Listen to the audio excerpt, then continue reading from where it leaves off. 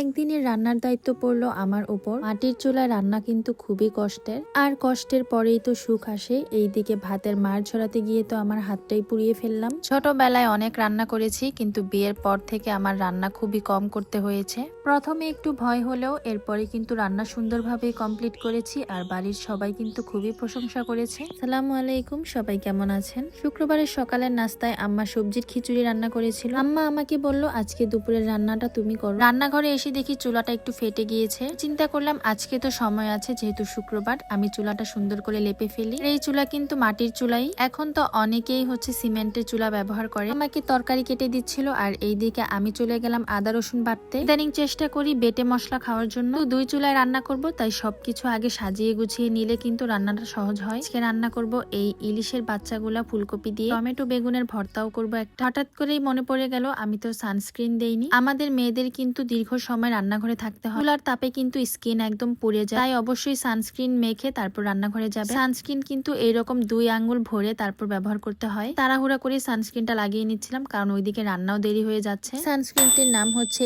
ইনসে SPF 50 হাইয়ালুরোনিক sunscreen. এই সানস্ক্রিনটি কিন্তু খুবই ভালো, দেখেন একদম ত্বকের সাথে মিশে যায় এবং আপনাকে রোদে পোড়া থেকে বাঁচাবে, এবং দীর্ঘ সময় চুলার পাড়ে থাকলেও কোনো ক্ষতি হবে না। আপনারা অর্ডার করে দিতে পারেন, আমি পেজটা মেনশন করে দিয়েছি। এরপর চলে আসলাম রান্নাঘরে। প্রথমে আমি ফুলকপিটাকে একটু ভাপ দিয়ে নিব। এরপর কড়াইতে তেল দিয়ে দিলাম। মা আমাকে বলেছিল এই মাছগুলাকে পেঁয়াজ আর টমেটো দিয়ে রান্না করতে, কিন্তু আমার পেঁয়াজের তরকারি একদমই ভালো লাগে না, তাই আমি ফুলকপি দিয়ে রান্না করলাম। আচ্ছা, এই মাছটা কি ফুলকপি দিয়ে আপনারা খেয়েছেন কিনা আমাকে জানাবেন, তবে ভালোই লেগেছিল।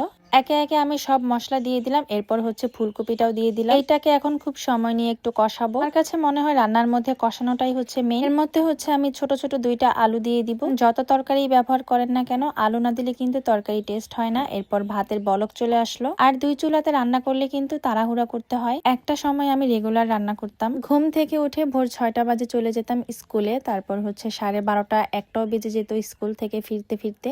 এরপর রান্না করতাম, এসে রান্না করে খেয়ে দিয়ে গোসল করে আবার চলে যেতাম প্রাইভেটে। আর ভাতের মার ঝরাতে গিয়ে তো আমার হাতটাই পুড়ে গেল আজকে। যেহেতু রেগুলার রান্না করি না, তাই একটু অগোছালো লাগতেছে সবকিছু। পর আমি মাছ ভেজে নিচ্ছিলাম। এই মাছগুলা কিন্তু ইলিশের বাচ্চা। চুলাতে মাছ ভাজতেছি, আরেক চুলাতে তরকারি বসানো আছে, ওইটার মধ্যে ভেজে ভেজে দিয়ে দিলাম। এখন আমি বেগুন আর টমেটো ভেজে নেব। এই যে সাদা বেগুন গুলা দেখতে পাচ্ছেন, এইগুলো আমার ননদের বাসা থেকে দিয়েছিল। তা বেগুন তরকারি মজা লাগে না, ভর্তাই খুব ভালো লাগে। তাই এখানে বেগুন আর টমেটো একসাথে করে একটা ভর্তা বানাবো আজকে। এই তো টমেটোটা ভাজা হয়ে গেছে, এখন আমি উঠিয়ে নিব। তো এর মধ্যে কয়েকটা রসুন কুচি দিয়ে দিব।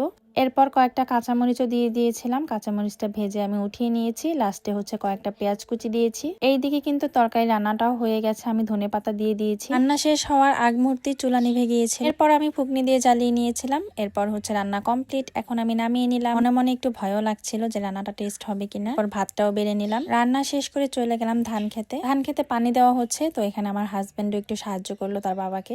এরপর আমি তাদেরকে ডেকে নিয়ে আসলাম। একদম ফ্রেশ হয়ে এখন চলে গেছি ভর্তা বানানোর জন্য। এখানে বেগুন টমেটো যা যা আমি ভেজে রেখেছিলাম সবকিছু এখন খুব সুন্দর করে মিক্সড করে ভর্তা বানিয়ে নিব। এই ভর্তাটা আপনারা কে কে খেয়েছেন? ভর্তাটা কিন্তু অনেক অনেক টেস্ট হয়।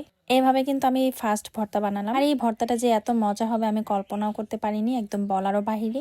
এরপর আমি বেগুনের যে ছিলকাগুলা ছিল ওইগুলা ফেলে দিয়েছি। ব্যাস, ভর্তা বানানো কমপ্লিট। এখন আমি বাটিতে উঠিয়ে নিব। এইদিকে আমি, আমার ছেলে, আমার হাজবেন্ড খেতে বসছি। আব্বা কিন্তু এখনো আসেনি ধান থেকে। ধান খেতে পানি দেওয়া শেষ হলে তবে আব্বা বাড়িতে ফিরে আসবে। আর রান্না যতই ভালো হোক না কেন, জামাইরা কখনোই কিন্তু নিজের বউয়ের প্রশংসা করে না। যাই হোক, এখানে আমি আমার হাজবেন্ডকে জিজ্ঞেস করতেছিলাম রান্না কেমন হয়েছে। বললো যে ভর্তাটা ভালোই হয়েছে। প্রশংসা মুখ দিয়ে বের হতেই চায় না। তো খাইতে খাইতে 3 প্লেট খাইয়া ফেলছে অলরেডি। যাই হোক, আজকের ভিডিও এই পর্যন্ত। সবাই ভালো থাকুন, আল্লাহ হাফেজ।